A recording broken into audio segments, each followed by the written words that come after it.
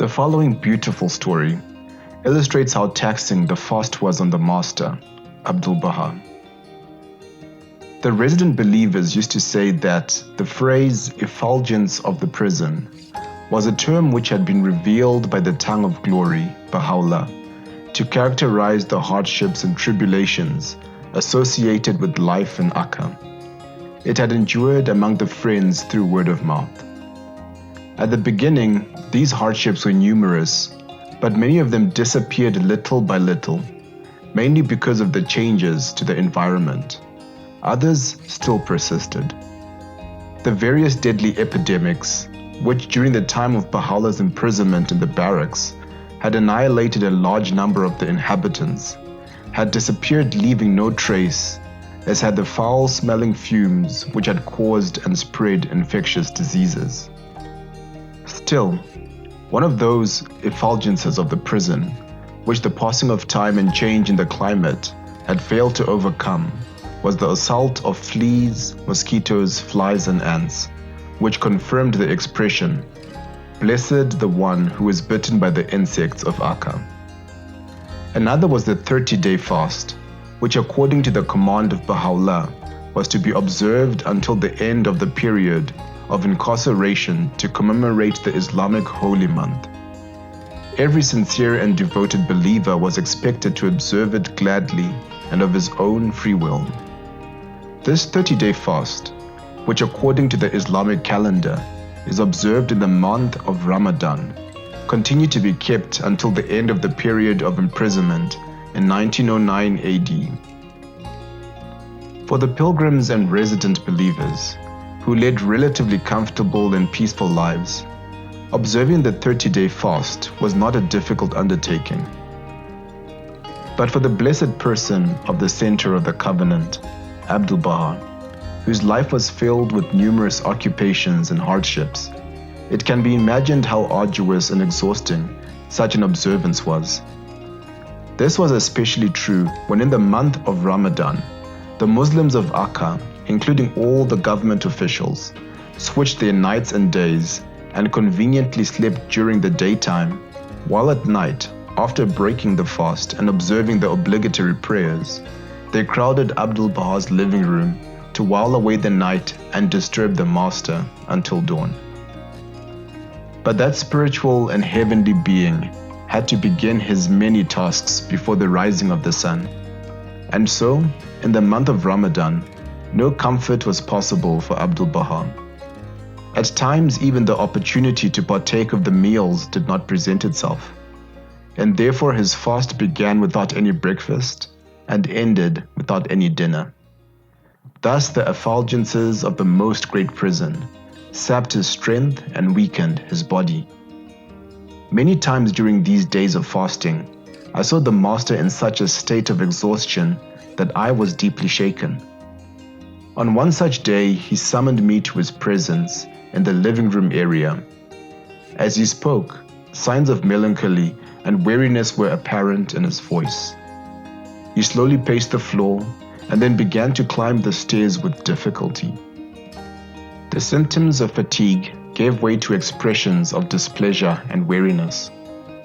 "I don't feel well. Yesterday I did not eat any breakfast, and when the time came to break the fast, I had no appetite. Now I need a bit of rest."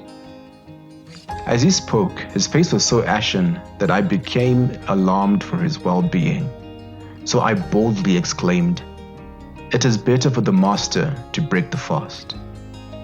"No, it is not proper," was Abdu'l-Baha's reply. I persisted. "With the way the master feels, fasting itself is not proper either." "It is not important. I will rest a while," responded Abdu'l-Baha. The believers cannot endure to see the master in such a state of physical weakness and exhaustion. I remained unyielding. Abdu'l-Baha gave an effective and moving explanation in the hope of convincing me to relent. It did not work. In fact, it increased my adar, and I continued to try to persuade him to break the fast. As he would not yield, my words became mixed with tears and lamentations, but he would not let up.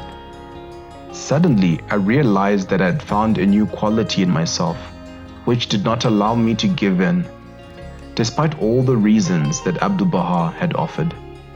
And so, stubbornly holding my ground, I told myself, regardless of what may come of this, I will continue to beg, plead, and implore until I achieve my purpose, for I can no longer behold the beloved of the world in such a condition. While begging and supplicating, strange thoughts crowded my mind. It was as if I wished to discover in what light my servitude and devotion to that threshold was regarded in the sight of God. As such, I would consider success in this to be a good omen. And so, from the very depths of my heart, I entreated the most holy shrine for assistance. Spontaneously, these words flowed from my lips. So may I make a suggestion? What do you want me to do? Abdu'l-Baha replied. Tears streaming from my eyes, I begged him, come and for this once break your fast, to bring happiness to the heart of a sinful servant of Baha'u'llah. God be praised. I know not where those words came from, but they brought such joy to the heart of the quintessence of kindness and love that quite loudly he exclaimed, of course, of course, of course. Immediately he called for Nasir and told him, put some water in the pot and boil it and make a cup of tea for me. And then he put his blessed hand on my shoulder and said, are you pleased with me now? If you wish, you can go back to your tasks now, and I will drink the tea and pray for you.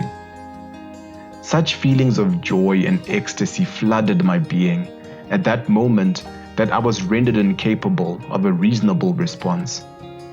Looking at me, Abdu'l-Baha remarked, do you want to be present to see with your own eyes when I break my fast? Very well, come and sit down. He then withdrew to his small office, took up the pen, and began to write as I watched. Aka Reader now came into the presence of the master for some particular purpose. Abdu'l-Baha remarked, today I do not feel well, and in response to the request of one of the loved ones of God, I want to break my fast.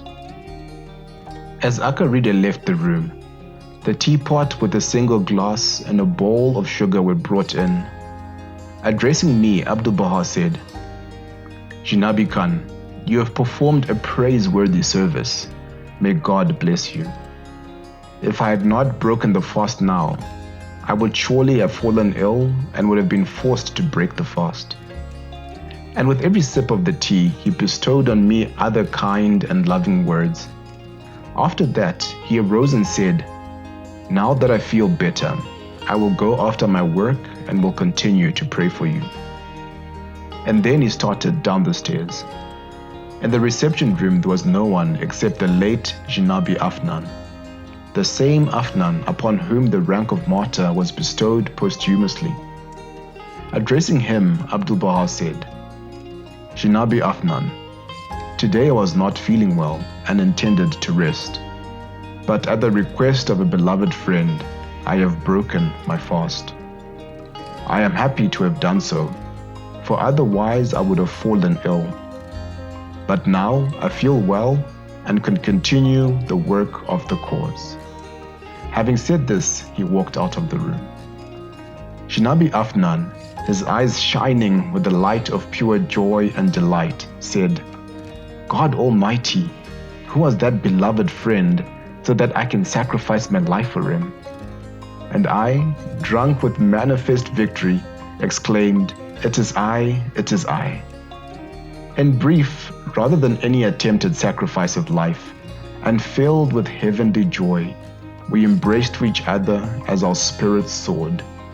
As we did so, I placed in the storehouse of my memory the fact that the 30-day fast truly was an effulgence of the most great prison.